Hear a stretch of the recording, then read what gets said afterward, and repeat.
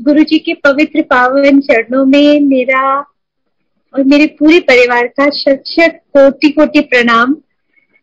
सुन रही संगत का बहुत बहुत स्वागत और बहुत बहुत बहुत शुक्राना गुरु जी का, विक्रम अंकल का, कुणाल अंकल का, पूरी मंदिर मैनेजमेंट का, जो उन्होंने आज मुझे फिर से ये मौका दिया है जिसमें मैं गुरु जी की उस्तत कर सकूं। हालांकि हमारे में कोई काबिलियत नहीं कि हम गुरु जी की स्तुति कर सके, उस्तत कर सके, लेकिन कोशिश पूरी करूंगी कि मैं अच्छे से अच्छे गुरु जी आपकी जितने भी कृपाएं हमारे पर हुई है मैं अपनी पूरी संगत के साथ शेयर कर सकूं। शुरुआत करती हूँ अपनी जर्नी स्टार्ट से कि जब से हमारे गुरु जी के पास हम आना शुरू हुए, गुरु जी का बुलावा हमारे लिए बहुत इंस्टेंट था। That was end of 2005। तो मैं किसी के पास काम से गई थी, लेकिन काम की बात तो कुछ हुई नहीं। उन्होंने गुरु जी के बारे में जिक्र किया, जबकि उस फैमिली से बिलोंग करती हूँ जो नॉन बिलीवर्स इन गुरु है, लेकिन फिर भी पता नहीं वो गुरु जी का ही बुलावा था कि जब मैंने गुरु जी का स्वरूप देखा तो मैं देखती रह गई। और मैंने बोला कि वो थर्सडे का दिन था, मैंने बोला कि आप मुझे लेकर जाएंगे, मैं जाना चाहती हूँ। तो वो कहते हैं कि मेरा एक्सीडेंट हुआ है तो मैं तो नहीं ड्राइव कर सकता। तो मैंने कहा वो तो फिर कोई बात ही नहीं है, अंकल आ जाएंगे। अंकल को मैंने उसी टाइम फोन किया, तो मैंने बोला आप जल्द से जल्द यहाँ पर पहुंचो, क्योंकि जहां पर मैं गई थी वो हार्डली 10 मिनट की ड्राइव थी हमारे घर से। तो हमें कहीं जाना है, मत पूछना कहाँ क्यों, बस हमें जाना है। संगत जी 4 बजे मेरे को मालूम पड़ रहा है गुरु जी के बारे में, और उसके बाद 6 बजे we were on the way to Empire State. तो क्या ये मेरा मन हो सकता है या मेरी औकात हो सकती है कि मैं गुरु जी के दर्शन करने के लिए इतना जल्दी? ये सिर्फ गुरु जी का बुलावा था उस दिन जो उन्होंने मुझे बुलाया। और उस दिन सुबह जो 4 बजे जो मुझे ड्रीम में दर्शन हुए थे वो ये था कि एक उड़ता हुआ स्नेक मेरी तरफ आया था, और मैं देख के, ऑब्वियसली कोई भी स्नेक अगर हमारी तरफ आए तो हम डर जाते हैं। तो मैंने किसी से पूछा तो उन्होंने बोला कि ये तो देवता के दर्शन हुए आपको। और सही में उस दिन देवता क्या, मेरे को तो साक्षात शिव मिल गए उस दिन। हम वहां पर पहुंचे तो जब एम्पायर स्टेट पहुंचे, एंटर किया, तब गुरुजी अपनी गद्दी पर नहीं थे, लेकिन जैसे जो हमारे साथ गए थे उन्होंने प्रणाम किया गद्दी को, ऐसे ही गुरुजी के सिंहासन को हमने प्रणाम किया और बैठ गए। और शब्द चल रहा था, श्वासादि माला न सिमरा में तेरा नाम। संगत जी मालूम नहीं हुआ मुझे कि मैं क्यों, मेरे आंसू गिरते गए, मैं रोती चली गई। वो तो बाद में समझ में आया कि वहां का तो ऑरा ही ऐसा है कि आपकी जो मन की मैल है वो निकलनी शुरू हो जाती है, और शायद इसीलिए वो अश्रु बन बनकर हमारे गिरती है।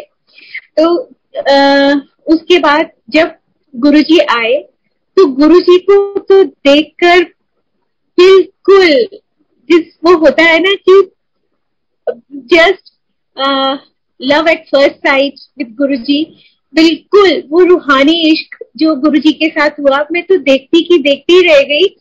उनका नूरानी चेहरा, वो ऑरा, वो उनका जो इतना सुंदर चमकता हुआ फेस जिसके ऊपर हमारी नजरें ठहर ही नहीं पा रही थी।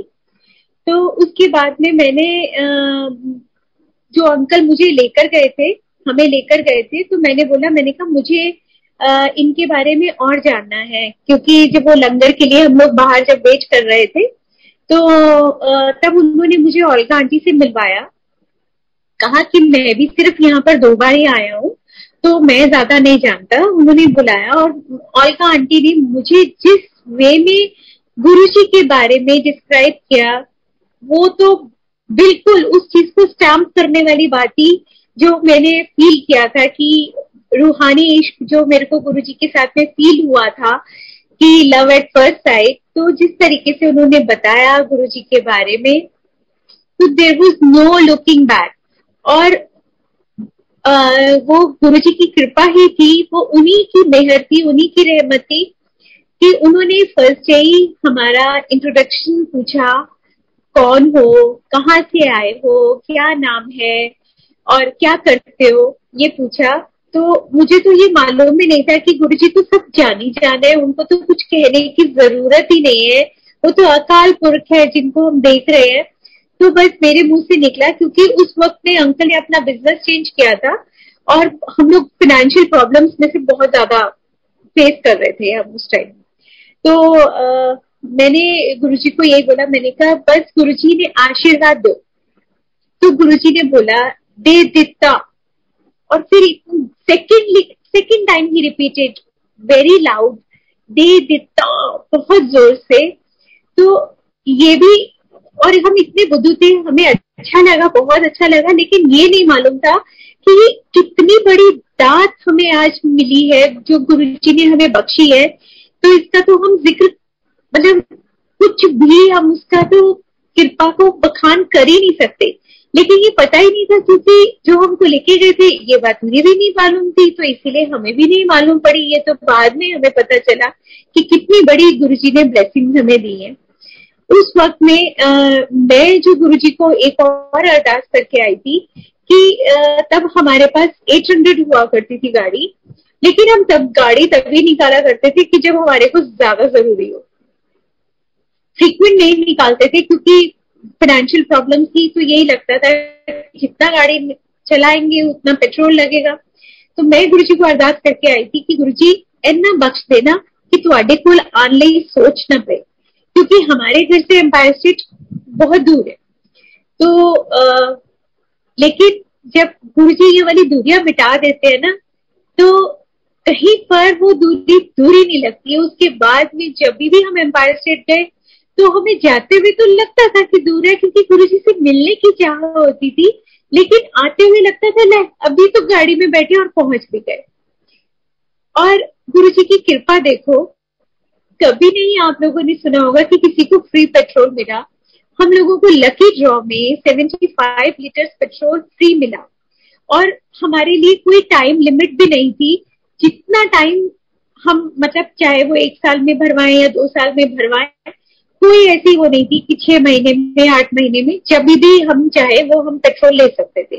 वो हमको स्लिप काट करके दे दी गई थी। तो ये सिर्फ और सिर्फ गुरुजी की कृपा थी कि वो हमको 75 लीटर पेट्रोल फ्री मिला। और उसके बाद मेरे को इतना, मतलब ये मैं नहीं बोलती कि मेरा करेक्शन हुआ, ये गुरुजी की मेहर है कि गुरुजी के चरणों से जुड़ाव बढ़ता गया, बढ़ता गया, बढ़ता गया। लेकिन एक जाते जाते, लेकिन बीच में कुछ ऐसा एक वक्त आया कि वो पूरा हफ्ता मैं जा नहीं पाई।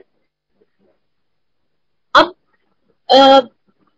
मैं थर्सडे, फ्राइडे, सैटरडे, संडे में पूरे वो 4 दिन लिटरली, जब वो संगत का वक्त होता था तो मेरा रोना शुरू हो जाता था घर पर कि इस टाइम ये हो रहा होगा, इस टाइम वो हो रहा होगा। और पता नहीं कितनी मैं गुरुजी को परेशान किया कि गुरुजी किसी जरिए मुझे बुला लो, मैं आ नहीं पा रही हूँ। तो वो हफ्ता तो नहीं जा सके, लेकिन गुरुजी ने मुझे ड्रीम में दर्शन दिए। Guruji was wearing maroon T shirt and cream trousers. Empire State के किचन के दरवाजे के गुरुजी बाहर खड़े हैं और मैं पहुंची हूँ। और उसके बाद गुरुजी ने मुझसे ड्रीम में मेरे से पूछा कि तू आई क्यों नहीं पिछले हफ्ते। तो मैंने गुरुजी को यही जवाब दिया कि गुरुजी तुहानू सब पता है मैं क्यों नहीं आ पाई। और नेक्स्ट वीक संगत जी जब मैं एम्पायर स्टेट पहुंची तो Guruji was wearing same maroon T shirt, cream trousers, बिल्कुल उसी जगह वहां पर ही विद्यमान। और देख के आप बिलीव नहीं करेंगे कि जो मेरा रोना छूटा।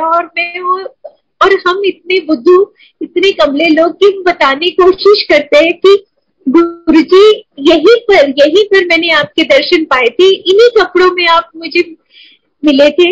लेकिन गुरुजी मतलब उन्हें मालूम है कि मेरे मन में क्या भाव चल रहे हैं, और गुरुजी इतना ब्लश कर रहे हैं और इतना उन्होंने ऐसे फेस घुमाया पूरे वो, और हम बुद्धू लोग उन्हें बताने की कोशिश कर रहे हैं, क्योंकि जब तक वो ना चाहे तो उनका तो ड्रीम भी हम नहीं देख सकते। उसके बाद में गुरुजी ने मेरे को ड्रीम में एक और दर्शन दिए कि वो हमारी गाड़ी में, जो हमारी पिछली वाली सीट है, मतलब ड्राइविंग सीट के पीछे वाली सीट पर गुरुजी बैठे हैं, और मैं मतलब मैंने गाड़ी का दरवाजा खोला है और मैं कह रही हूँ, अरे गुरुजी आप यहाँ।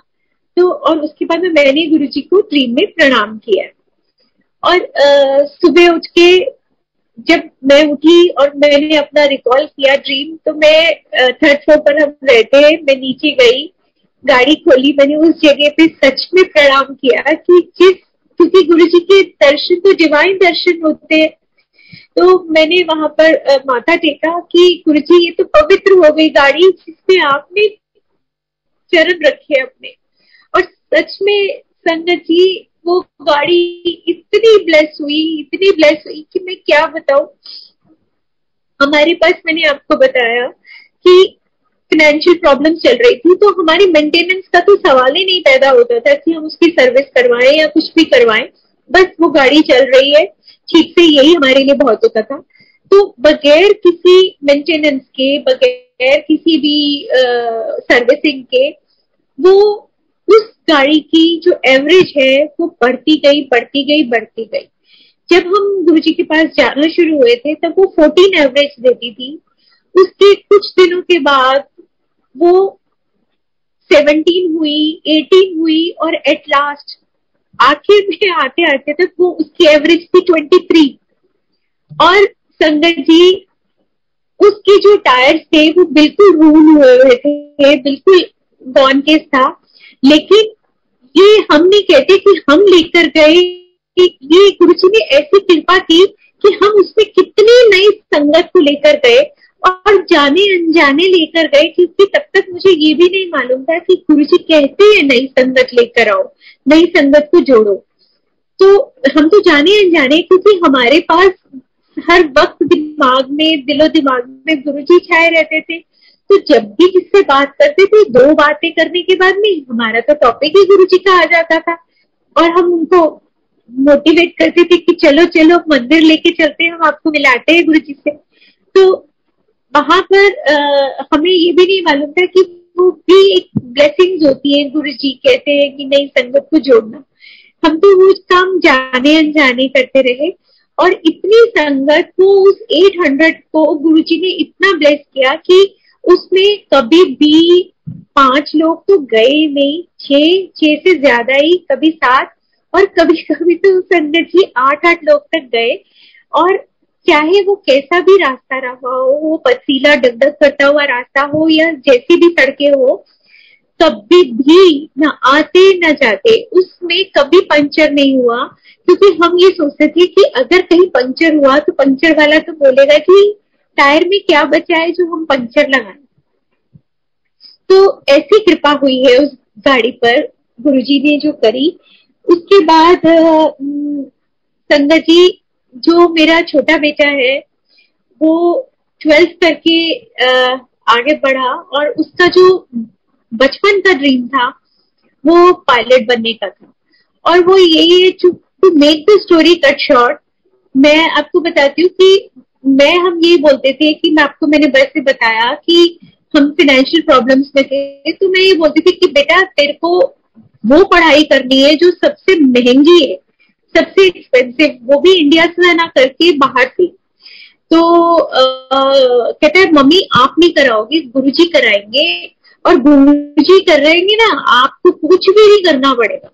और जबकि वो था कॉमर्स लाइन से, तो मैं ये बोलती थी कि बेटा पहले तो फिजिक्स ही नहीं है तेरे क्लियर, तो फिजिक्स कर 11th 12th की, तभी तो एलिजिबल होएगा। तो उसने ये बोला कि पढ़ाई में वो नॉर्मल रहा, कभी भी बहुत ज्यादा आउटस्टैंडिंग नहीं रहा। तो मेरे को उसने यही बोला कि मम्मी बस मेरे को 2 महीने की ट्यूशन लगवा दो, मैं कर लूंगा फिजिक्स क्लियर। उसने 2 महीने की फिजिक्स क्लियर करी, सिर्फ 2 महीने की ट्यूशन पढ़ के, मतलब सॉरी 11th 12th की फिजिक्स क्लियर करी। प्रैक्टिकल भी चीयर करा, और ये सिर्फ और सिर्फ गुरुजी की कृपा थी कि इतने अच्छे उसमें उसके मार्क्स आए, and with flying colours he passed out. और गुरुजी ने मेरे को टेलीपैथिकली दिखाया कि गुरुजी ने उसका हाथ एक अंकल को पकड़ाया कि ले फड़ एनु पायलट बना दे, और उन अंकल को फिजिकली ये बात बोली। और जबकि ये बात मुझे जाके ऋषभ के जाने के बाद, छोटे बेटे के जाने के बाद 4-5 साल बाद पता चली थी ये बात। तो हकीकत में जो भी रास्ते खोले वो गुरुजी ने ही खोले। अब जो फाइनेंशियल प्रॉब्लम थी उसके लिए भी क्या करा गुरुजी ने हमारा, एक जब हमारा बहुत अच्छा टाइम था तो काफी अच्छे अमाउंट, वेरी हैंडसम अमाउंट का लोन अंकल ने अपने फ्रेंड को दिया था। और उसके बाद में वो फ्रेंड कहाँ गया हमें नहीं मालूम, ही वॉज एब्सकॉन्डिंग, तो नहीं मालूम था हमें वो किधर है, वर्ल्ड के किस कोने में है। लेकिन जब रब की मर्जी हो, गुरुजी की मर्जी हो, तो वो बंदा आया, उसने मुझे फोन किया, मतलब मुझे नहीं, हमारे घर पर फोन किया, और बोला आशु पहचाना? मैंने कहा जी आवाज तो फेमिलियर लग रही है, मुझे लगता है मैंने आपसे बात की हुई, लेकिन मैं रिकॉल नहीं कर पा रही हूँ क्योंकि कुछ साल निकल चुके थे इस बात को। तो उसने बोला मैं ये और ये बोल रहा हूँ, वो बोल रहा हूँ जिसके लिए तुमने बड़े मंदिरों में माथे टेके हैं, अरदासें करी है, तो मैं सिर्फ तुम्हारे पैसे लौटाने आया हूँ। और पूछा मनचंदा जी कहाँ है? मैंने कहा वो तो आउट ऑफ स्टेशन है। तो कहते कि उनको बोल देना भगौड़ा वापस आए। Just look, see the words, what he used for that thing. और हकीकत में वो भगौड़ा, वो कब हमारे वो पैसे देखी कहाँ गया हमें नहीं मालूम। वेरी नेक्स्ट डे उसका लोन चुकता करने के बाद में हमारा उसको फोन किया, इतने फोन किए, लेकिन उसका phone switch off, not reachable, this number is not reachable, ये आता रहा। तो ऐसी ऐसी कृपाएं, ऐसी ऐसी मेहरे गुरुजी करते रहे हमारे ऊपर। उसके बाद में लेकिन ऋषभ की फिजिकली फॉर्म में कनाडा जाने से पहले, जो वो अपने पायलट बनने के लिए गया, गुरुजी ने अपना चोला छोड़ दिया, बदल दिया। दैट वाज, जो ये परसों का दिन था 2007। लेकिन उससे पहले गुरुजी ने 29 मई को मेरे को इसी बारे में एक इंडिकेशन दिया जो मुझे उस टाइम बिल्कुल समझ में नहीं आया। वो जो मुझे समझ में आया वो गुरुजी की चोला छोड़ने के बाद 1 हफ्ते बाद जाके मैं उस चीज को कनेक्ट कर पाई। क्या हुआ था संगत जी कि मैं, गुरुजी की ही कृपा थी कि मैं गुरुजी के पास फिजिकली पहुंचने से पहले ही शिव पुराण काफी टाइम से मैं पढ़ती आ रही थी। और उस वक्त की 29 मई को मैं शाम को शिव पुराण पढ़ रही थी।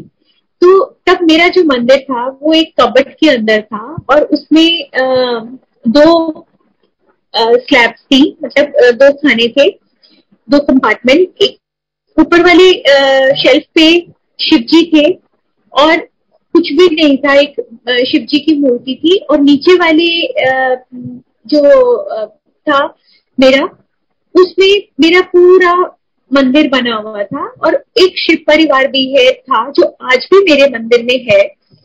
उसके वो in the centre of that जो मेरा मंदिर का खाना था उसके बीच में था। अचानक से मैं शिव पुराण पढ़ रही हूँ, मुझे कुछ खिसकने की आवाज आती है, ऐसा लगता कि कुछ खिसका।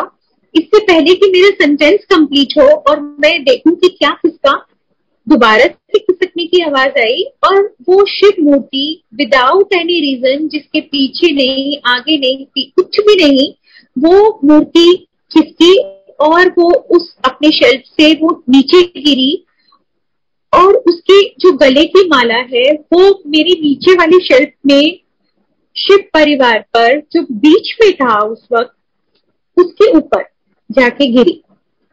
अगर आप साइंटिफिकली सोचे तो ये नेक्स्ट टू इम्पॉसिबल चीज है कि पहले तो उस मूर्ति का गिरना विदाउट एनी रीजन, और उसके बाद में अगर उस शिव मूर्ति के गले में माला थी तो वो भी उनके साथ में नीचे गिरनी चाहिए थी, लेकिन ऐसा नहीं हुआ। वो उसमें से जाके इन द मिडल ऑफ नीचे वाली शेल्फ के बीच में शिव परिवार पर जाके गिरी। उस वक्त में मेरा बड़ा बेटा घर पर ही था, और वो उस शिव मूर्ति का जो खंडित होना था वो भी बड़ा मिरेकलस था, क्योंकि उसका ऊपर वाला पोर्शन पूरा इंटैक्ट था और नीचे वाला पोर्शन पूरा खंडित हो गया था। उसके आधे हाथ, नीचे के पांव वो खंडित हो गए थे, लेकिन शिव जी की जटाएं, शिव जी का फेस, उनका हृदय वो पूरा इंटैक्ट था। इवन जो जिस खाल पर वो बैठे हैं वो उसमें जो शेर का मुंह है वो भी इंटैक्ट था। तो और उसके टुकड़े जहां मेरे घर में नहीं भी पहुंच सकते थे, वो टुकड़े वहां तक उस मूर्ति के गए। उस मूर्ति का इस तरीके का खंडित होना ये बहुत ही अजीबोगरीब बात थी। That was next to impossible, जो हम देख के सहम गए थे, क्योंकि बगैर किसी रीजन के अगर कोई भी घर की मूर्ति ऐसे खंडित हो तो मन में उल्टे सीधे ही वहम आएंगे। तो लगा कि ना ये कोई बहुत बड़ा मैसेज है, कुछ तो है जो हमें समझ में नहीं आ रहा, पता नहीं हमारे ऊपर में कोई प्रॉब्लम आने वाली है जो शिवजी ने अपने ऊपर लिए या उसका हमको इंडिकेशन दिया है। और संगत जी कहते हैं कि खंडित मूर्ति घर पे नहीं रखते, लेकिन पता नहीं क्यों मुझे उस मूर्ति को प्रवाह करने का बिल्कुल मन नहीं हुआ। उसके टुकड़े जो मेरे पूरे हर एक घर के कोने में गए थे, मैंने वहां से उनको चुन चुन के उठाया और एक मैंने पॉलिथीन में उनको बंद करके एक स्टील के डब्बे में रख दिया। ये पता नहीं मैंने क्यों किया, ये मैं भी नहीं जानती कि बोलते हैं नहीं रखते, लेकिन मैंने ऐसा किया। उसके बाद ये 2007 की बात है, और उसी से कनेक्टेड जो ये सत्संग है मैं वो 2011 में जंप कर रही हूँ आपको बताने के लिए। 2011 ओल्गा आंटी के थ्रू मुझे मैसेज आया गुरुजी का कि अपने घर को रेनोवेट करो, पैसे की प्रॉब्लम नहीं आएगी, पैसा आता रहेगा, बस अपने घर को सुंदर सा बनाओ और खुला खुला सा बनाओ। उससे पहले हमारे घर में बहुत ज्यादा बुक हुआ था। अब अंकल के पास में जो भी सेविंग थी वो रखी हुई थी उन्होंने कि जो बड़ा बेटा है उसकी पढ़ाई के लिए, बच्चों की पढ़ाई के लिए रखा हुआ था। तो वो जब भी मैं उनको घर के लिए कुछ कहती थी तो वो यही बोल देते थे कि एक बार बच्चे स्टैंड हो जाए, उनकी पढ़ाई अच्छे से हो जाए, एजुकेशन, तो उसके बाद में घर तो कभी भी बन जाए। तो बाद में उनके बहुत जबरदस्त लॉजिक था, तो इसलिए मैं चुप हो जाती थी। लेकिन जब ये गुरुजी का मैसेज आया तो संगत जी, अंकल ने बोला अब तो कुछ नहीं, अब तो गुरुजी का हुक्म है तो सर माथे पर। और 8 फरवरी को ये मैसेज आया है और 11 फरवरी को हमारे घर पे हथौड़ा लगा। और संगत जी, जो भी कॉन्ट्रैक्टर हमारे घर पर आया वो इतना कम कोट करता था कि हमारे मुंह के खुले रह जाते थे, और हम कहते थे अच्छा पक्का है ना, इतना ही, हाँ जी इतने में ये। तो हम सारा काम गुरुजी ने हमारा इस तरीके से करवाया। और उसके बाद में उसी रेनोवेशन में मेरा वो स्टील का डब्बा वहीं का वहीं रह गया, लेकिन उसमें से खंडित मूर्ति गायब हो गई। कहाँ गई नहीं मालूम मुझे। इसी वजह से मैंने आपको ये जान करके सत्संग सुना। उसके बाद में मैं दोबारा रिवर्ट बैक होती हूँ 2007 गुरु जी की। और फिर हाँ, जो मेन मैं आपको बताना चाह रही थी कि ये गुरुजी ने मुझे उस दिन 29 मई को, ये मैं बाद में रिकॉल कर पाई, कि ये मैसेज दिया था कि मैं शिव हूं और शिव इज इमॉर्टल, वो हमेशा रहते हैं, तो लेकिन ये शरीर में छोड़कर जा रहा। इसीलिए उनकी पूरी आधी ऊपर वाला पूरा पोर्शन इंटैक्ट था, सिर्फ नीचे वाला पोर्शन थोड़ा सा खंडित हुआ था, थोड़ा सा मतलब जो भी वो खंडित हुआ था। तो ये गुरुजी ने उस दिन मुझे मैसेज दिया था, और अपना जो अपने गले की माला वो पूरे शिव परिवार पर डाल कर गए थे कि शिव है और हमेशा रहेगा। जिस चीज को मैं गुरुजी के 2031 में के बाद में मैं एक हफ्ते के बाद में मैं जाके इस चीज को कनेक्ट कर पाई। अब बात करते हैं मेरे छोटे बेटे की, उसकी पायलट बनने की। वो कनाडा गया सिर्फ और सिर्फ गुरुजी की ही कृपा, जहां सब लोग ये बोलते थे हमारे अपार्टमेंट में कि उसका वीजा किसी कीमत पर नहीं लगेगा क्योंकि तुम लोगों के पास में पैसा ही नहीं है। तो वो बोलते थे कि हमारे तो अकाउंट में 65 लाख रुपया पड़ा है। तो हम मन में ही सोचते थे हमारे तो अकाउंट में 65,000 भी नहीं है। तो वो ये हम चुप कर जाते थे कि हमारे पास तो सिर्फ गुरुजी है, पैसे तो नहीं। सिर्फ दिल में यही बोलते थे गुरुजी हमारे पास तो बस आप ही जो कर सकते हो कर सकते। और जो जो लोग दावे करते थे कि हमारे अकाउंट में इतना इतना, उनमें किसी का वीजा नहीं लगा और हमारे पास सिर्फ गुरुजी, इस बच्चे का वीजा लग गया और गुरुजी ने इसको भेजा। गुरुजी ने अपने फिजिकल फॉर्म में रहते हुए इसको ब्लेस किया था पायलट बनने के लिए और पूरा किया गुरुजी ने। हालांकि बहुत रुकावटें आई उसके ये बनने में। जो ये मेरा मानना है या जो मेरी सोच है वो यही कि शायद गुरुजी ने उसकी इच्छा पूरी करने के लिए उसको भेजा तो जरूर, लेकिन वो वक्त उसकी फ्लाइंग के लिए अच्छा नहीं था। इसीलिए उसको गुरुजी ने उसके काम, उसके पायलट बनने में अड़चने डाली रखी और उसका स्कूल भी बंद हुआ। जिस स्कूल में उसने एडमिशन लिया था वहां पर हम पूरी फीस पे कर चुके थे, सब कुछ हो चुका था, लेकिन वो हो गया, बंद हो गया और हमारे को वो पैसे भी वापस नहीं हुए। उसके बाद बच्चे ने, ऋषभ ने अपने वो पूरा वहां पर जॉब कर करके अपने वो पैसे दोबारा से वो पूरा कोर्स करने के लिए जोड़े और एक नए स्कूल में एडमिशन लिया फ्लाइंग के लिए और नए सिरे से अपनी पूरी पढ़ाई की शुरुआत करी। उस पे भी उसकी अड़चने आई। उसको ट्रांसपोर्ट कनाडा, मतलब वहां से कनाडा से पूरे गवर्नमेंट से ये आ गया कि लीव कनाडा एट वंस, जिसमें वो फीस पे कर चुका था, सब कुछ कर चुका था दोबारा जोड़ के इतने सालों की मेहनत करने के बाद। और उसके ऊपर में बहुत सारी टिकट्स भी ऐसी लगा दी गई थी क्योंकि उसने स्टेट चेंज करी थी। तो और उसको बोला गया था कि या तो ये सब भरो या कनाडा छोड़ो या जो कुछ भी था। तो उसने बोला था I will fight my case, और फाइट करने के लिए उसके पास इतने पैसे ही नहीं थे कि वो कोई लॉयर्स हायर करता। उसने गुरुजी को सिर्फ अरदास की, गुरुजी मेरे वकील भी तुसी, मेरे जज भी तुसी, ਤੁਹਾਨੂੰ पता है मैं कोई गलत कम नहीं किया, कोई भी गलत कम नहीं किया, तुम जो करोगे तुसी थोड़ा पाना मीठा लागे, जो थोड़ी जजमेंट होगी मैंने कबूल।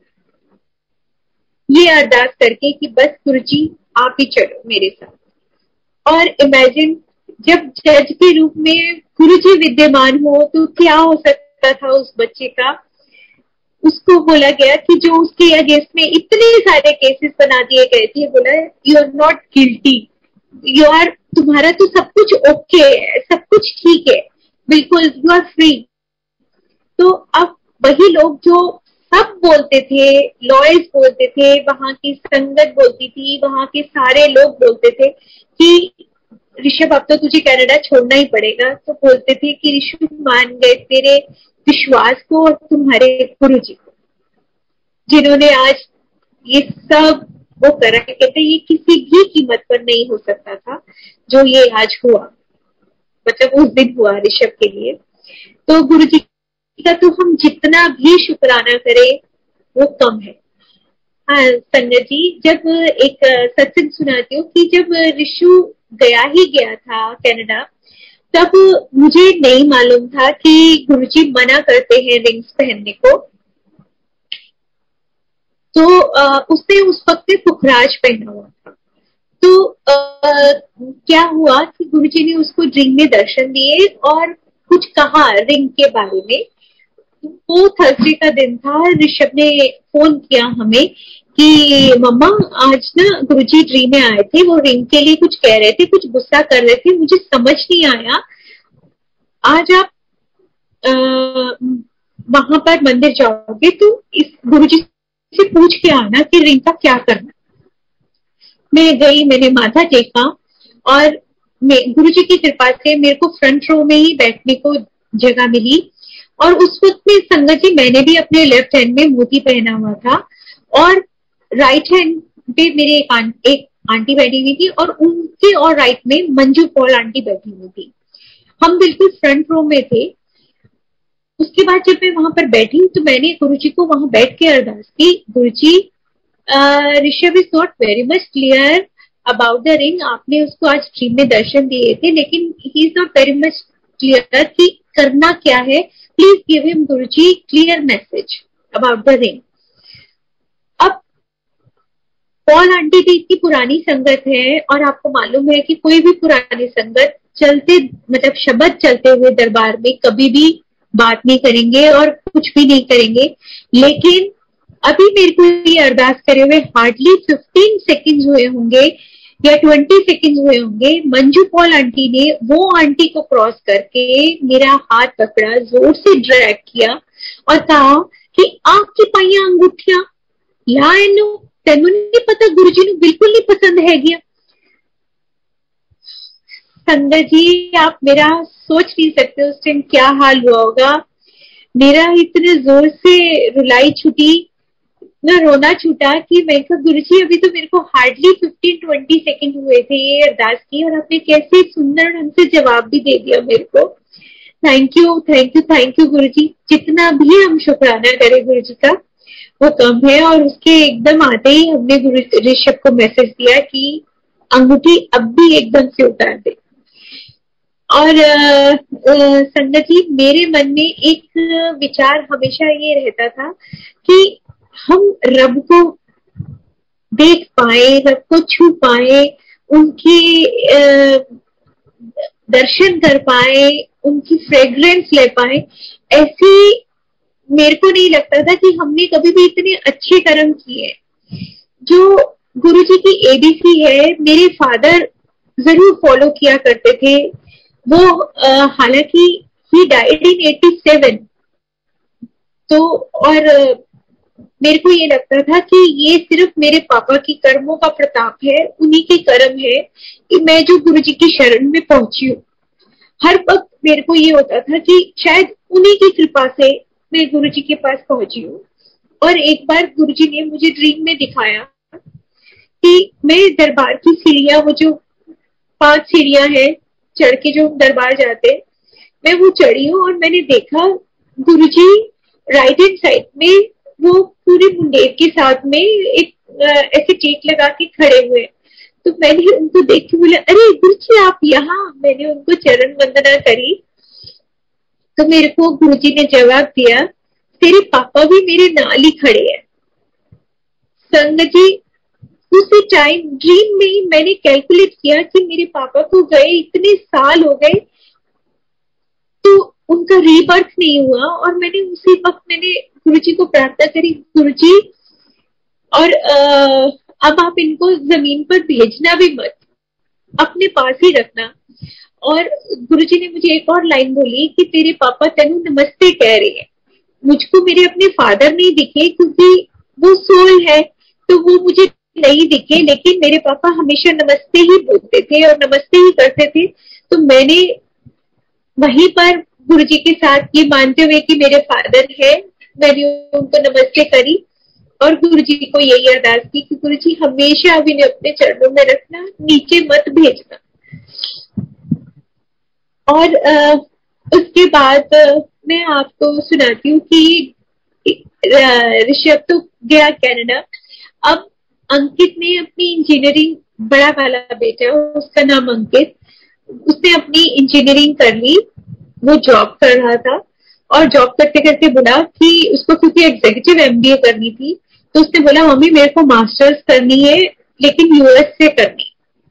तो मैं बड़ी जोर से हंसी। मैंने कहा तुम बच्चे गजब के हो, पापा के पास पैसे नहीं है और तुम दोनों बच्चे कितने बड़े बड़े ख्वाब देखते हो कि यहाँ से। वो कहते नहीं पापा नहीं कराएंगे, आप नहीं कराओगे, गुरुजी करवाएंगे।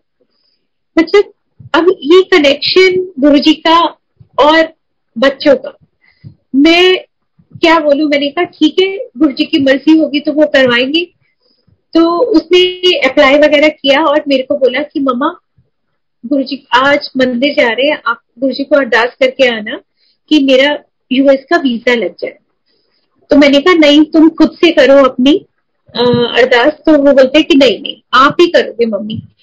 तो मैं गई, मैंने गुरुजी को अरदास की, गुरुजी अगर एदे फ्यूचरली चंगा होए तो यूएस का वीजा लगाना, नहीं तो ना लाना।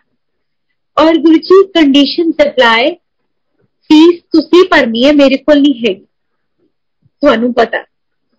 तो सोचो संगत जी की उसके बाद जब अंकित के इंटरव्यू का वक्त आया तो उसने उस वक्त में टेलीपैथिकली गुरुजी से बात की कि गुरुजी इस विंडो पे, पर्टिकुलर विंडो पे मेरा नाम ना आए, मेरा नंबर ना आए, क्योंकि वहां पर 5 में से 4 रिजेक्शन हो रही थी।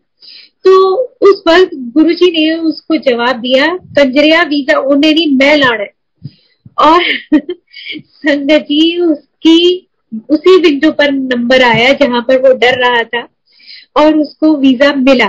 और आज भी हम रिकॉल कर पाए तो नहीं कर सकते कि उसकी फीस कहाँ से आई और कहाँ गई, किस तरीके से भरी गई, क्योंकि वाकई वो हम लोगों ने दी नहीं, वो तो सच्ची में हमने गुरुजी के ऊपर भारा डाला था, गुरुजी ने ही भरा। तो इतने इतने हमारे कृपालु गुरुजी की सब कुछ करते हैं। और एक बात है कि जो हम बोलते हैं ना कि गुरुजी हमारे गुरुजी का कनेक्शन हमारे साथ जन्मों का होता है, तभी हम उनकी शरण में पहुंच पाते हैं। ये बात फैक्ट है संगत जी। मैंने आपको बताया हम ईयरली कब पहुंचे, ईयर में पहुंचे, लेकिन उससे मैं आपको अगर मैं थोड़ा सा फ्लैशबैक में लेके जाऊं तो ये बात है 96 या 97 की। हम बच्चे बहुत छोटे छोटे हुआ करते थे, तो हम केदारनाथ बद्रीनाथ गए। वहां पर केदारनाथ से जब हम उनके दर्शन करके नीचे उतरना हमने स्टार्ट किया, तो आपको पता है कि वहां पर, अब का मुझे नहीं मालूम, उस टाइम 1 वे हुआ करता था जोशीमठ तक, कि 1 घंटा होता था वहां से चढ़ाई का और 1 घंटा होता था उतराई का।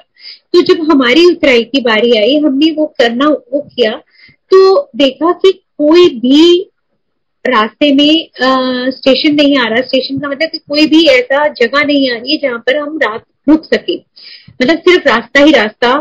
और धीरे धीरे अंधेरा बढ़ रहा था और बहुत भयंकर रास्ता था उस वक्त उतराई का या चढ़ाई का, जो भी आप कह ले, केदारनाथ से नीचे का। इतने स्टीप कट्स थे, कब कट कौन सा आएगा कुछ नहीं मालूम पड़ता था। और जैसे जैसे अंधेरा होने लगा, इतनी हमारी जान सूख गई, हमें कोई व्हीकल नहीं दिख रही थी, ना तो उतराई ना तो चढ़ाई, कुछ भी नहीं। और जो उस वक्त मेरी एक फ्रेंड, उसके भी 2 बच्चे, ये 4 बच्चे और वो हस्बैंड वाइफ, हम सब 9 लोग थे वैन के अंदर में। हम सबकी जाने ऐसे सूख गई थी और हम क्रॉस फिंगर्स करके सिर्फ ओम नमो शिवाय जाप कर रहे थे। और सडनली हमारे आगे एक बस अपीयर होती है। संगत जी, पहाड़ी रास्तों पे अगर आप कहीं ऊपर जाए नीचे जाए तो आपको किसी न किसी टर्न पे कोई जो भी गाड़ी होगी, या तो वो ऊपर जा रही है या वो नीचे जा रही है, आपको दिख जाएगी। लेकिन हमको इतनी देर से कोई भी गाड़ी नहीं दिखी थी। और एक फुल फ्लेजेड बड़ी वाली बस एकदम हमारे आगे अपीयर होती है और इतनी तेजी से। और हमने उसकी ना बैक लाइट्स के उसमें कहा, हमने कहा अब इसके पीछे लगा लेते ताकि हमें मालूम पड़ेगा कि कट कहाँ है। नहीं तो हम ये सोच लिए थे कि आज तो ये हम अलकनंदा में हम 9 की 9 जाएंगे और हमारी बॉडीज भी हमारे घर वालों को नहीं मिलेंगी। लेकिन वो जब हुई अपीयर तो हम उसके पीछे, और वो इतने फास्ट ड्राइव कर रहे थे कि हम उसको पीछा नहीं कर पा रहे थे। और उसके काफी देर बाद जब रुद्रप्रयाग आया और बिल्कुल प्लेन रोड आ गई, तो वो गाड़ी एकदम बस स्टॉप पे नहीं गई, अपने वो बस डिपो नहीं गई, वो एकदम से वहीं खड़ी हो गई। उसमें से सिर्फ एक हाथ अपीयर हुआ और इशारा किया कि जब जाओ, जहां पर लाइट्स आ गई थी, जहां पर रुद्र पूरा शहर शुरू हो गया था। सोचिए उस बस के अंदर एक भी पैसेंजर नहीं था, एक भी। वो बस कहाँ से आई और वो खाली बस वहां क्या कर रही थी जो हमें ना आगे दिखी ना पीछे दिखी, और एकदम से कहा। तो उस वक्त भी गुरुजी आए थे वो हम सबको बचाने, उन्होंने ही हमारा मार्गदर्शन किया था। तो जितना भी हम शुक्राना करें वो कम है। संगत जी, मेरे पास बहुत सत्संग तो बहुत है, देखती हूँ जितना भी टाइम अलाउ करेगा मैं उतने शेयर करूंगी। और उसके बाद में गुरु जी की कृपा से जो हमारे घर पर पहला सत्संग हुआ था वो हुआ था 11 दिसंबर 2011।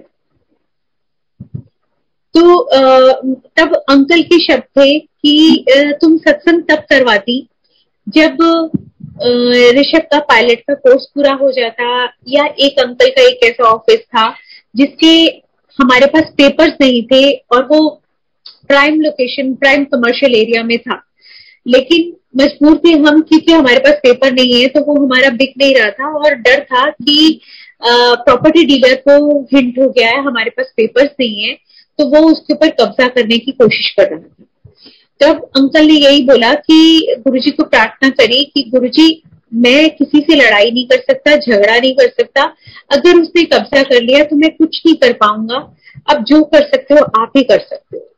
तो इमेजिन उस बाद में उस प्रॉपर्टी डीलर ने ये बोला कि मुझे मालूम था आपके पास कोई भी पेपर नहीं है, लेकिन पता नहीं क्यों मैं कब्जा कर नहीं पाया, क्योंकि कृपा गुरुजी की थी जिस वजह से वो हो नहीं पाया। और संगत जी, जो मैं बता रही हूँ कि अंकल का यही था कि या तो वो ऑफिस बिक जाता या ऋषभ का पायलट कोर्स कंप्लीट हो जाता, तब तुम सत्संग करवाती। तो मेरा जो शब्द मुंह से निकले वो ये थे कि गुरुजी को कभी भी शर्तों पे मत बुलाओ, गुरुजी आ रहे तो उनको बहुत प्यार से स्वागत करो। तो और उसके बाद ये शायद अंकल के दिमाग में मैजिकल वर्ड्स की तरह वो लग गए, इतने प्यार से उन्होंने वेलकम करने की तैयारियां करी गुरुजी को। हमने पूरा कोना कोना अपने घर की सफाइयां करी, सब कुछ बहुत प्यार से, और ना बार बार हमारे मुंह से यही निकलता था कि शिवजी आ रहे हैं, ये नहीं होता था कि गुरुजी आ रहे हैं, शिवजी आ रहे हैं। 2 महीने हम पूरे घर की कोने कोने की सफाई करते रहे, क्योंकि सफाई गुरुजी को बहुत ज्यादा पसंद है। तो संगत जी, इतनी कृपाएं हुई गुरुजी की उस सत्संग में, मैं क्या बताऊं। हमने कुछ दिए गुरुजी के गद्दी के आगे लगाए थे, वो दिवाली टाइप दिए थे, और उस जो मेरे एक टेबल थी जिसपे आइवरी वर्क हुआ था सेंटर टेबल पर, उस पर टेबल क्लॉथ बिछे हुए थे, मतलब पहले कुछ नीचे दूसरे कपड़े मोटे वाले, और उसके ऊपर में बड़ा सुंदर सा टेबल क्लॉथ बिछा हुआ था, और उनके ऊपर में वो दिए लगाए हुए थे। लेकिन उसके बाद जब दरबार उठाने का वक्त आया तो वो मैंने देखा कि वो दिया चिपक गए। सेंटर में एक अखंड ज्योति, 3 तरफ वो दिवाली टाइप के दिए थे, और एक तरफ कड़ा प्रसाद पड़ा था। ये 4 कॉर्नर्स में इस तरीके से था। एक दिया बड़े आराम से निकल गया, लेकिन 2 दिए निकलने का नाम नहीं लिए। अब अगर आप दिमाग लगाएं तो अगर आपके किसी भी कपड़े के ऊपर में अगर आपने कुछ रखा हुआ है और वो चिपक गया है, तो आप उस कपड़े को नीचे से खींचेंगे तो वो निकल जाना चाहिए, लेकिन नहीं, इस तरीके का नहीं हुआ। हमने उसके ऊपर में चाकू, छुरियां, अपनी बेवकूफियां करते हुए वो सब लगा दी, लेकिन वो नहीं निकला। और वो हमें ये था कि वो कपड़ा फटे तो फटे, वो दिया टूटे तो टूटे, लेकिन ऐसा भी नहीं हुआ, कुछ भी नहीं हुआ, लेकिन वो दिया भी नहीं निकले। उसके बाद में अंकल को अपनी गलती रियलाइज हुई और उन्होंने गुरुजी से माफी मांगी और कहा, गुरुजी ये तो आपकी शक्ति है जिससे ये यहाँ पे दिए स्थापित हुए हैं, और आप हमें माफी दो। और जो हमने इसके ऊपर में चाकू, छुरियां, खुरपियां लगा दी इसको निकालने में, तो संगत जी माफी मांगने के बाद वो दिए ऐसे निकले जैसे हम नॉर्मल एक खाली कप टेबल से उठाते, और उन दियों के निशान आज भी उन टेबल्स पर उसी तरीके से मौजूद है जैसे एम्पायर स्टेट में जहां जेस्टर पर गुरुजी बैठते थे। वो एरिया जिस तरीके से हीटेड वो था, मतलब वो पूरा ब्लैक हुआ था, क्योंकि वहां पर एक इतनी बड़ी शक्ति, संसार की सबसे बड़ी शक्ति जो आके विराजमान थी, वो इस वजह से वहां पर एम्पायर स्टेट में ऐसा हुआ। और वही घर में जब हमारे वो आए तो वही शक्ति थी जिसकी वजह से वो दिए पूरे ऐसे हो गए थे। तो आज भी वो निशान हमारी टेबल्स पर मौजूद है। और उसके बाद जो संगत जी अंकल के मन में था कि वो ऑफिस बिक जाता है, 11 दिसंबर को वो, और मेरे मुंह से तब ये निकला था कि गुरुजी को शर्तों पे मत बुलाना। और एक और उस दिन ये हुआ था, तब उस वक्त में 2 आरतियां चला करती थी, एक जय श्री ओंकारा और एक जय श्री गुरुदेवा। तो जय श्री गुरुदेवा उस दिन नहीं चली, दोनों जो 10 बारी चेक हुआ था पूरा फोल्डर, दूसरी आरती भी जय श्री ओंकारा चली। और जब मैंने अपने बेटे की तरफ देखा कि ये क्या हुआ, तो उसने अपने कंधे लिफ्ट कर दिए कि मैं नहीं जानता ये क्या हुआ, कैसे हुआ। तो बाद में मुझे गुरुजी ने जवाब दिया, तू कहती सीगी घर शिव जी आ रहे हैं तो गुरु दी आरती किद्दां चलदी। तो गुरुजी मतलब संगत जी ये कृपा है। और 22 दिसंबर को जिस ऑफिस का हमारे पास कोई पेपर नहीं था, वो पेपर बगैर किसी पेपर के सोल्ड आउट हो गया।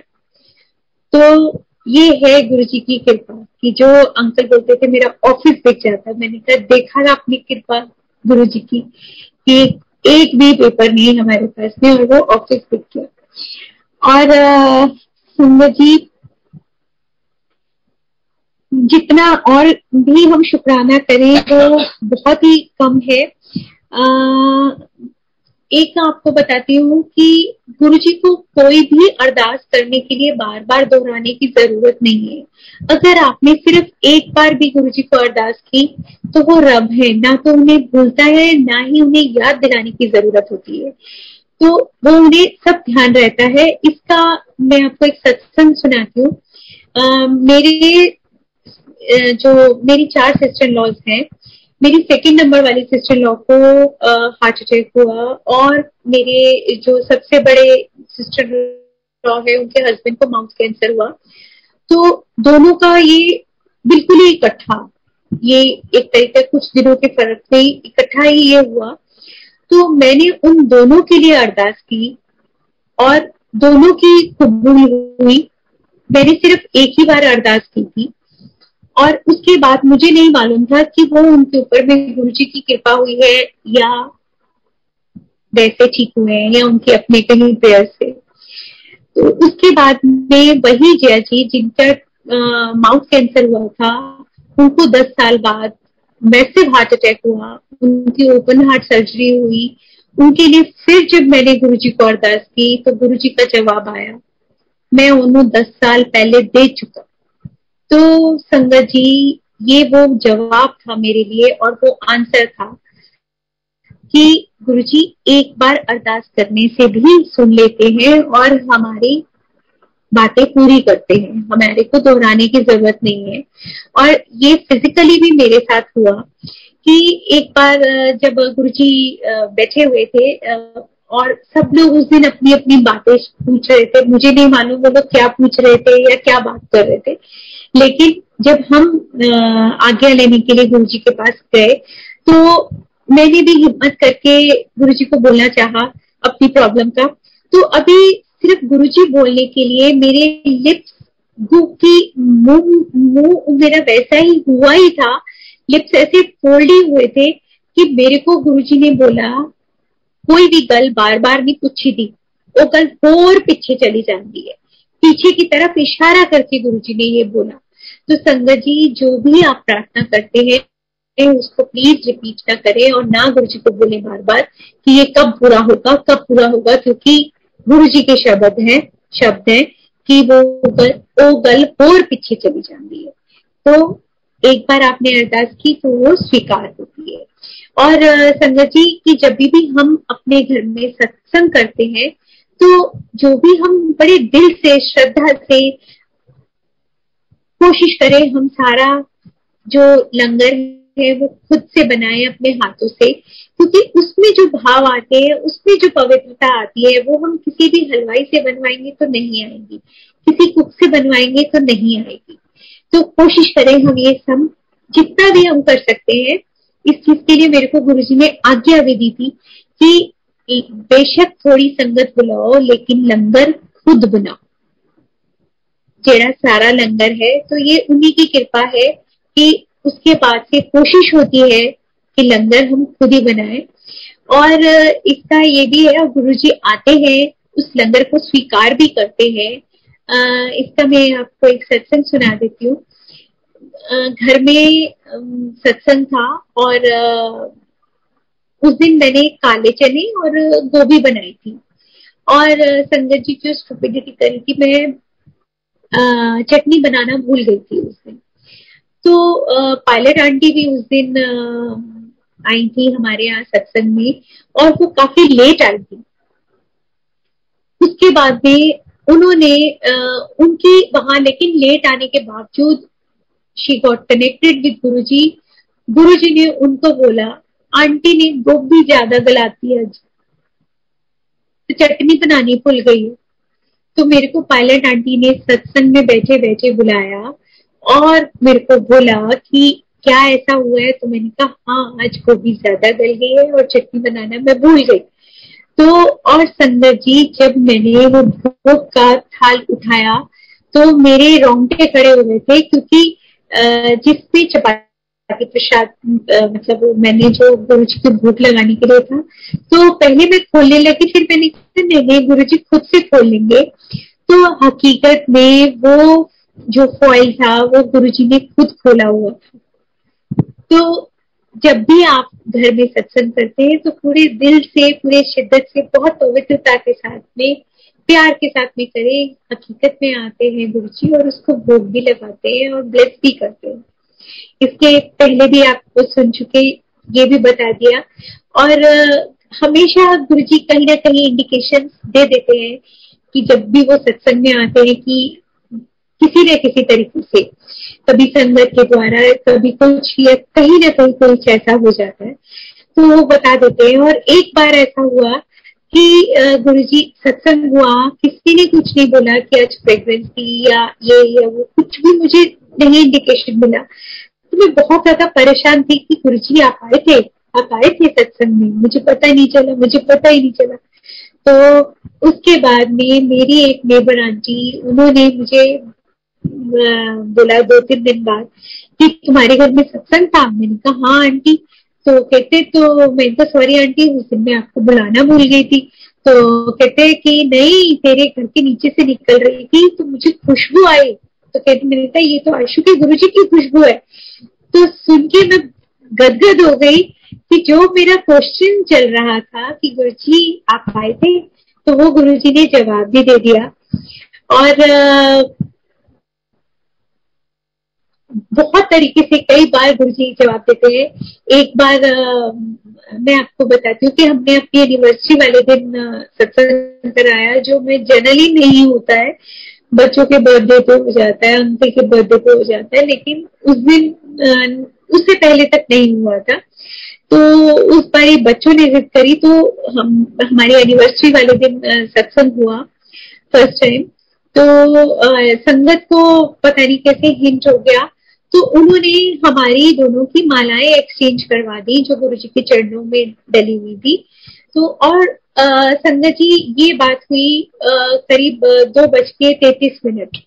ये जो भी हुआ ये करीब मतलब 2:30 बजे के बाद और 2:50 के बीच में ये हुआ। और संगत जी ये फोटोज सुबह 10:10 पर मेरे नेफ्यू के उसमें मोबाइल में आई हुई थी, उसका फोन स्विच ऑफ था, जो उसने शाम को ऑन किया और देखा उसके फ्रेंड ने उसको 10:10 पर हमारी जो मालाएं एक्सचेंज करी हुई हैं और जो हमने कपड़े पहने हुए थे सत्संग में वही पहने हुए हमारी वो फोटोज आई हुई है। तो हम हैरान रह गए कि ये नहीं हुआ था कि वो संगत की मर्जी से हुआ था, वो जो हमने पहना वो भी गुरुजी की मर्जी थी और जो ये मालाएं एक्सचेंज हुई वो भी गुरुजी की मर्जी थी। क्योंकि जब अंकल ने मुझसे पूछा था तो मैंने बोला था कि आप पिंक कलर की शर्ट पहनना, लेकिन अंकल पहन के आए थे ग्रीन कलर की शर्ट।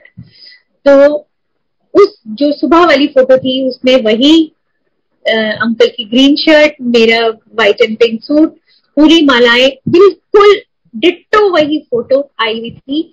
और जब मेरे नेफ्यू ने वो पूछा कि अपने फ्रेंड को कि ये फोटो तुमने मेरे को कैसे सेंड करी, ये किसकी फोटोज है, जानबूझ के पूछा, तो वो बोलते मैं नहीं जानता और मैंने नहीं सेंड करी।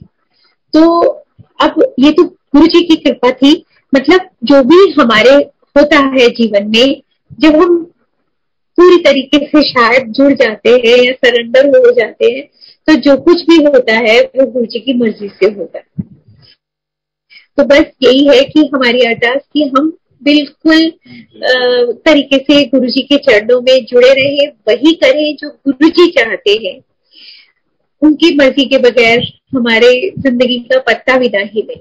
यही अरदास गुरु जी।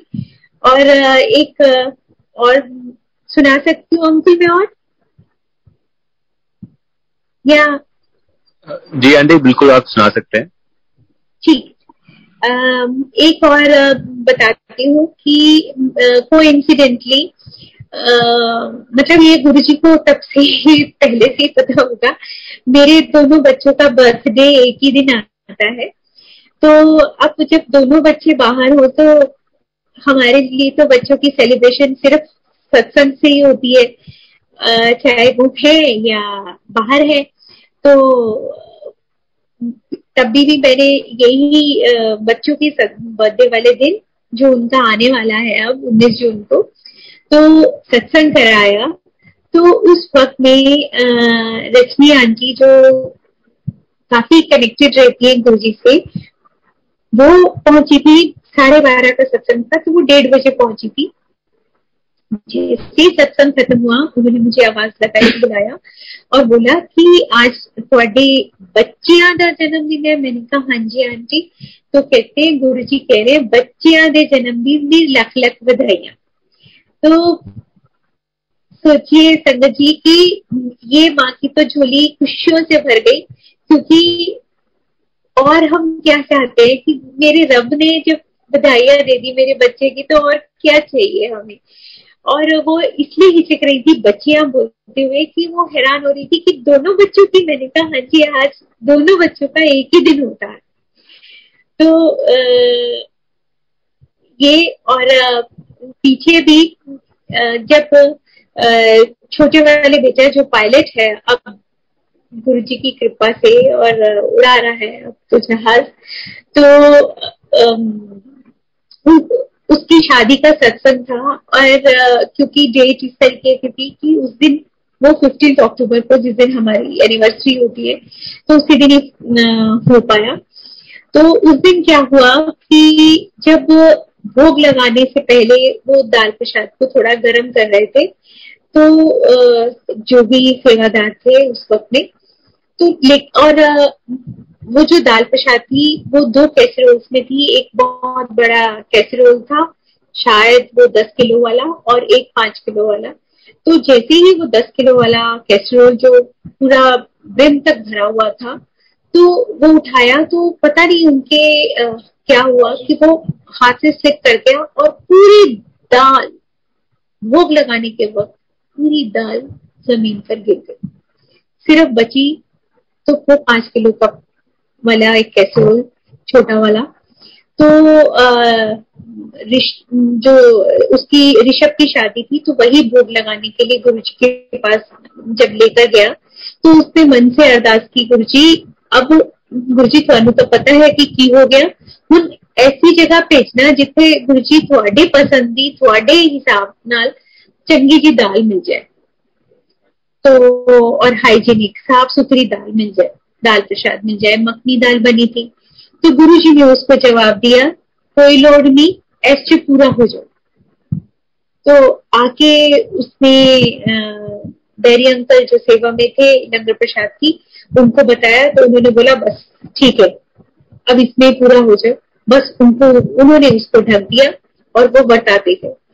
संगत जी वही दाल प्रसाद सिर्फ इतनी सी, वो गुरुजी ने बढ़ाते गए बढ़ाते गए बढ़ाते गए, और मतलब 150 से ज्यादा संगत उस दाल प्रसाद के साथ में वो पूरा लंगर करके गए हैं, किसी को कम नहीं हुआ, कुछ नहीं हुआ। बहुत सारे सत्संग मेरे इसी सत्संग से ही जुड़े हुए हैं। और अच्छा, मैं अब आपको अपनी दूसरी कार का बताती हूँ कि दूसरी कार जो गुरुजी की कृपा से होंडा सिटी रही, उसकी भी गुरुजी ने उस कार को भी हमारे काफी ब्लेस किया। अंकल का नेफ्यू आया कैलकाटा से, तो उसने बोला कि मैं आया तो गुरुजी के लिए हूँ, उनके दर्शनों के लिए हूँ, लेकिन ना मैं मामी मानूंगा तब जब कोई भी ऐसा मेरे कुछ सामने हो जाए। तो मेरे मुंह से यही निकला, मैंने कहा ऐसा है, गुरुजी को शर्तों पे मत मानो, तुम्हारा मन मानता है, तुम्हें दिखाना होगा गुरुजी ने तो कुछ दिखा देंगे, और अगर कुछ नहीं दिखाना होगा तो नहीं दिखाएंगे। तो बोला ठीक है। तो ये बात है, थोड़ा मैं फ्लैशबैक में चली गई हूँ 2012 की बात। तब हमारे वो, क्योंकि वो पावर विंडो है तो उसका एक स्विच खराब हो गया था, और जब हम गए थे तो चेंज करवाने, तो होंडा वालों ने बोला कि एक स्विच को चेंज करने का जो लगेगा वो 10,000 लगेगा, और सिर्फ आपका एक स्विच नहीं होगा चेंज, आपको चारों के चारों स्विच चेंज करवाने पड़ेंगे। तो मीन्स की 40,000 का अननेसेसरी खर्चा। और उसी टाइम अंकित वो यूएस के लिए गया था, तो हम लोग फाइनेंशियली काफी टाइट और हो चुके थे, तो हमें उसको छोड़ दिया कि ठीक है ये वाला हम विंडो यूज नहीं करेंगे। तो जब वो नेफ्यू आया, उसके सामने अगर गुरुजी ने कुछ दिखाना था उसको, तो उसके सामने फोन आया हमको, होंडा प्राइम होंडा से फोन आता है कि आप की वो जो पावर विंडो का स्विच है वो खराब हुआ है, तो आप यहाँ पर ले आइए, शोरूम में ये प्राइम होंडा पर ले आइए, तो यहीं पर ही आपका वो जो स्विच है वो चारों स्विच चेंज हो जाएंगे विदाउट एनी कॉस्ट। मैंने कहा बिल्कुल नहीं पैसे लगेंगे। कहते नहीं। मैंने कहा सर्विस टैक्स तो लेंगे आप? तो कहती नहीं, हम वो भी नहीं लेंगे, आपका बिल्कुल फ्री ऑफ कॉस्ट चेंज हो जाएगा। तो संगत जी, अगर अब गुरुजी ने उसको कुछ दिखाना था, बनवाना था, तो देख लीजिए, वो जो 40,000 का खर्चा था हमारा, वो बगैर 1 रुपया दिए हुए भी ऐसे हमारा वो पूरे चारों के चारों वो हुए, ठीक हुए। और ये भी हुआ कि ये खैर उसकी बात की नहीं, उसकी काफी बात की बात है कि हम लोग गुड़गांव ही गए थे, कार्ड बांटने गए थे, और कार्ड बांटते बांटते हमको काफी लेट नाइट हो गई। और जब वो पहाड़ी वाले रास्ते से हम लोग वापस दिल्ली के लिए आ रहे थे, तो वहां पर एकदम से जो एक्सीलेटर है वो फ्री हो गया। तो अंकल बहुत नर्वस हो गए कि अब क्या करेंगे, रात का इतना 12 बजने का टाइम हो रहा है, हमें कोई मिस्त्री भी नहीं मिलेगा, और ये तो वैसे ही इतना सुनसान एरिया है, तो क्या करें। तो मैंने कहा अच्छा गाड़ी बंद करो, कुछ नहीं, आंखें बंद करो, मंत्र जाप करो, तो देखो गुरुजी की कृपा जरूर हो जाएगी, हमें गुरुजी ऐसे परेशान नहीं होने देंगे इतनी रात को। और हकीकत में संगत जी, गाड़ी ऑफ की, मंत्र जाप किया, ऑन करी, वो बिल्कुल एक्सीलेटर जो फ्री हो चुका था पूरा ढंग से घर तक, उसके बाद भी नहीं कुछ कराने की जरूरत पड़ी, क्योंकि गुरुजी की कृपा से ठीक हो गया, तो बिल्कुल ही ठीक हुआ। तो गुरुजी ऐसी ऐसी जगह जहाँ कई बार हम बड़ी अचानक से ऐसे सिचुएशन में फंस जाते हैं, तो सच में ये जो गुरुजी बोलते हैं ना कि ये हमारा मंत्र जब बहुत पावरफुल है, हकीकत में बहुत बहुत बहुत ज्यादा पावरफुल है, कि कुछ भी हो सकता है। और क्या मैं सुनाऊं इसका? हाँ, संगत जी, मैंने अभी आपको पहले भी बोला कि बहुत सारे सत्संग मेरे सत्संग के साथ में ही रिलेटेड हैं। अब आपको मालूम है कि हम सब लोग गुरु जी के लिए जल प्रसाद रखते हैं, और जल प्रसाद उसके बाद में हम एक एक चम्मच पूरी संगत को बांट देते हैं। तो वो सब बांटने के बाद में ना मेरा आधा ग्लास बच गया। तो मैंने कहा कि कहीं ये गिर ना जाए या कहीं भी कुछ भी ऐसे सत्संग में, क्योंकि बर्तन बर्तन काफी निकल आते, तो मैंने वो क्या किया, फ्रिज में रखा, और कहीं फ्रिज पे भी ना गिरे, मैंने उसको एक कॉर्नर में लगा दिया जो जल प्रसाद वो था। और उसके बाद संगत जी मैं भूल गई। 15-20 दिन बाद वो मुझे ग्लास दिखा, मुझे एकदम से याद है, ओ ये तो वो वाला ग्लास है गुरु जी का, उस दिन सत्संग वाला। अच्छा, तो अब क्या करूं? तो मैंने क्या किया, जो हमारा पानी का कैंपर है, वाटर कैंपर, मैंने वो जल प्रसाद उसमें मिक्स कर दिया। अब जो भी हमारे घर में आए, मतलब हमने पहले पिया तो हमें लगा अरे इसमें तो रोजेस की फ्रेग्रेंस आ रही। उसके बाद संगत जी वो उसमें और पानी रिफिल होता गया, लेकिन उसमें से वो फ्रेग्रेंस खत्म नहीं हुई जो रोजेस की उसमें आ रही थी। जो भी आता था कहते आपका पानी बड़ा स्वाद है, इसमें तो गुलाब की खुशबू आ रही। अब हम मुस्कुरा देते थे, अब हम क्या बताएं कि ये तो गुरु जी की कृपा है।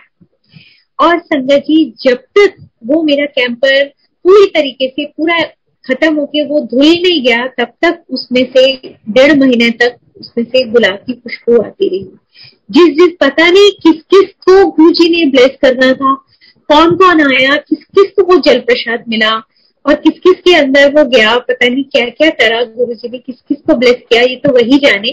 लेकिन ये बोले कि ये मैंने किया, ये तो कृपा तो सारी उन्हीं की है, और ये करा भी उन्होंने ही, पता नहीं किसको ब्लेसिंग देनी थी। ऐसे ही जब गुरु जी का सन मैं भूल गई हूँ, लेकिन गुरु जी के बर्थडे पे गुलाब जामुन बने थे और बहुत सारे गुलाब जामुन बच गए थे। तब हमको ये हुआ था कि जितने गुलाब जामुन लेके जा सकते हो ले जाओ। तो संगत जी हम काफी सारे गुलाब जामुन लेकर आए, और हमारे अपार्टमेंट में जितनी भी संगत थी, मैंने उन सबको बोला कि जितने गुलाब जामुन खाने हैं उतना बड़ा भेज दो, डब्बा भेज दो। तो पता नहीं कितने कितने लोगों को गुरुजी ने ब्लेस करना था, जो संगत नहीं भी थी उन तक भी वो प्रसाद पहुंचा गुरुजी के जन्मदिन का। पता नहीं क्या ब्लेसिंग्स थी, ये तो गुरुजी जाने। तो गुरुजी के भी तो भी नायाब तरीके हैं अपनी ब्लेसिंग्स अपने लोगों का कल्याण करने के लिए, वहां तक पहुंचाने के लिए। और गुरुजी की ऐसी कृपा रही कि जब मेरे दोनों बच्चों की शादी हुई है तो गुरुजी ने बहुत बहुत अपनी फ्रेग्रेंस भी दी है, प्यार से सारे फंक्शन इतने सुंदर हुए हैं, और उसके बाद में गुरुजी की ब्लेसिंग्स भी मिली है। तो उसी के साथ मैं अपनी वाणी को विराम देती हूँ, और अनंतम अनंतम अनंतम शुक्राना गुरुजी, हमारे पास ना तो वाणी ना तो ऐसे शब्द कि जो आपका गुणगान कर पाए और आपका शुक्राना कर पाए, जो आप इतना ज्यादा हमारे ऊपर नालायकों के ऊपर करते हैं। बस अब एक और अरदास गुरुजी, और एक चीज और मांगते हैं कि सेवा में वापस बुला लो गुरुजी। आंटी हम बहुत तरस गई है, गुरुजी बुला लो। इसके साथ मैं विराम देती हूँ। बहुत बहुत बहुत बहुत शुक्राना।